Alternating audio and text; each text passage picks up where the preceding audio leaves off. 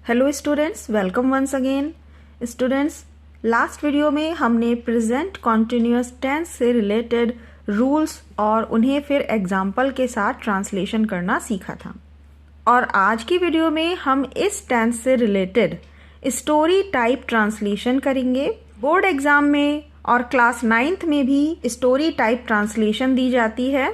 दिए गए पैराग्राफ में ज़रूरी नहीं है कि केवल प्रेजेंट कॉन्टिन्यूअस टेंस से रिलेटेड ही वाक्य दिए जाएं। इसमें हम प्रेजेंट के सिंपल सेंटेंस, प्रेजेंट इंडेफिनिट, कुछ ऐसे सेंटेंस भी होंगे जो देयर से शुरू होते हैं। तो ऐसा नहीं है स्टूडेंट्स कि केवल इसमें कॉन्टिन्यूअस टेंस ही होंगे।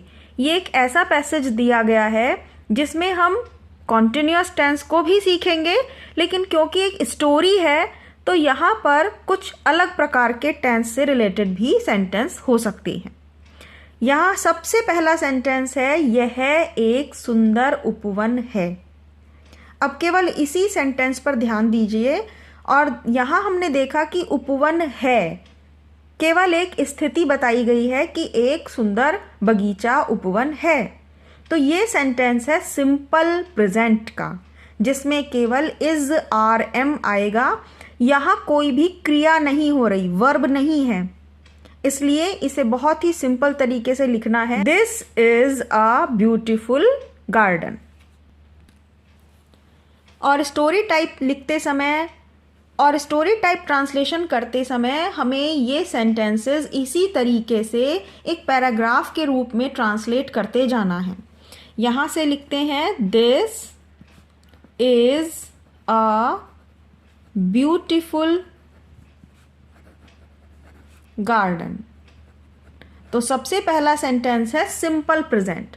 नेक्स्ट है, इस उपवन में अनेक वृक्ष हैं। ये भी एक सिंपल सेंटेंस है, लेकिन यहाँ पर संख्या दी गई है, अनेक वृक्ष। ऐसा वाक्य जिसमें संख्या दी जाती है वह सेंटेंस देयर से शुरू होता है। देयर आर, क्योंकि बहुत सारे वृक्ष हैं तो आर आएगा। देयर आर अनेक, मैनी ट्रीज। अब ये पेड़ कहाँ हैं? इस उपवन में, इन दिस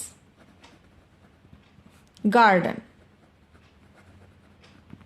नेक्स्ट है, कुछ वृक्ष बहुत छोटे हैं जबकि कुछ बड़े हैं। अलग अलग बातों को बता रहा है। पहले हम केवल इस बात को लिखेंगे, कुछ वृक्ष बहुत छोटे हैं, यहां तक केवल। Some trees are very small. Some trees are very small. और यहाँ पर फुल स्टॉप नहीं आएगा, कॉमा लगा देंगे। फिर लिखेंगे, जबकि कुछ बड़े हैं। जबकि की इंग्लिश होती है वेयर एज। वेयर एज, जबकि कुछ बड़े हैं।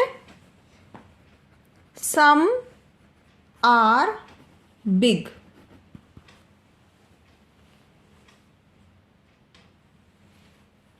माली इनकी देख रेख करता है। माली गार्डनर।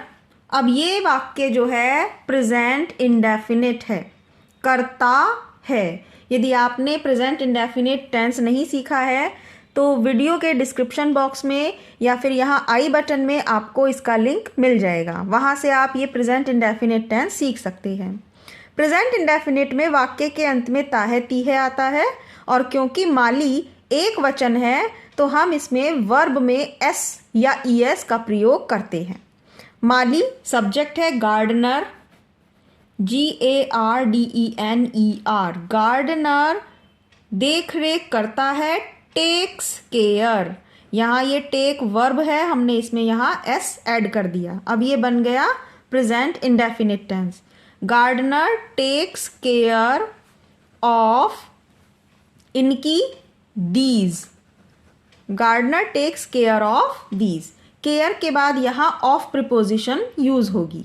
नेक्स्ट सेंटेंस है, वह पौधों को पानी दे रहा है। आई होप स्टूडेंट आपने ये पहचान लिया होगा यदि आपने लास्ट वीडियो देखी है।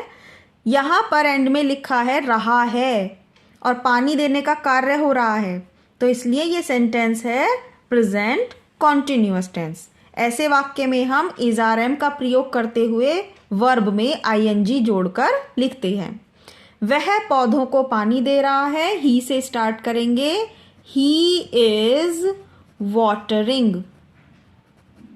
पानी देने के लिए ये शब्द आ जाता है पानी भी और पानी देना भी, वाटरिंग द प्लांट्स।